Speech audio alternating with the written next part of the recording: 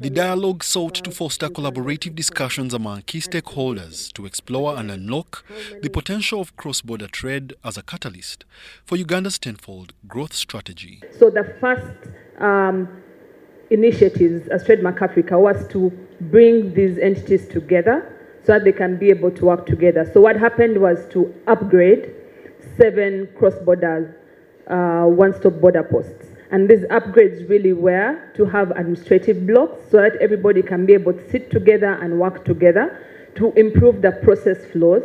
Uganda's economy grew by 6.2% in fiscal year 2024-2025. The size of the economy reached 202.7 trillion shillings, amounting to $53.6 billion US, and targets to reach $500 billion US by 2040, headlining with key specific sectors termed as ATMs. Government is undertaking some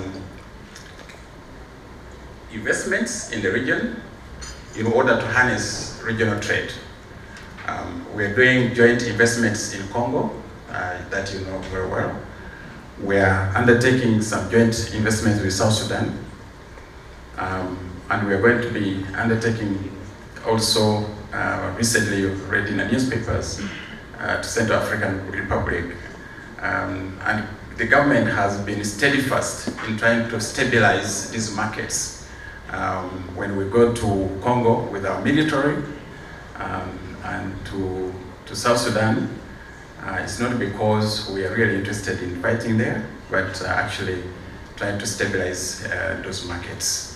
Private sector companies intending to secure financing have been tasked to think bigger and win-win situations so that they profit together with financial institutions, in spite of interest rates remaining relatively high compared to global markets.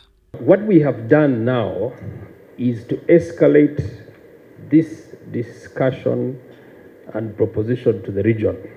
Now, PSFU, with its sister agencies in Kenya, that's the Kenya Private Sector Alliance, Tanzania Private Sector Foundation, the Rwanda Private Sector Alliance, etc. We've come up with a common position that will then state what the private sector in Uganda and the region can take up as consensus. We then escalate that to the East African Legislative Assembly, the East African Community Secretariat, but more importantly, we are now saying before the Heads of State Summit, the private sector takes a collective position that will then state how things are done.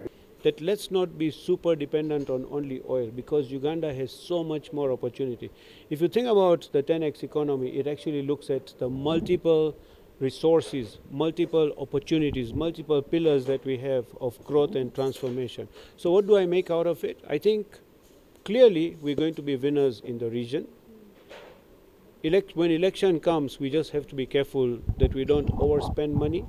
Uganda is poised to transform growth in Africa through cross-border trade, but government and private sector must innovatively align their objectives strategically, utilizing public-private partnerships to achieve success. Wadulo Arnold Mark, UBC News in Kampala.